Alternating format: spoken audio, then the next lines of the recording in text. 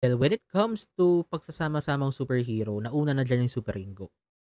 And minsan nga hindi nga lang superheroes, pati yung mga iba't ibang mga pop culture characters nasa Super Ingo. So isa-isahin natin hanggang kaya ko. Okay, nandun si Commander Bawang, si Super Islaw, si Machete, si Petrang Kabayo, at si Super Inday, at saka si Pedro Penduko. Nandiyan din siyempre sila Pipay Paypay, si Golden Bibi, si Cristala, si Panday, si Agua Bendita, at meron nga rin dun mga galing sa mga iba't ibang horror movies tulad ni Lotus Feet ng Feng Shui at si Bugan na Halimaw sa Banga. Pero for me, amazed na amazed ako nung kinonek nila si Halimaw sa Banga dito sa Super Ingo kasi yung Halimaw sa Banga, takot na takot ako sa pelikulang yun noon.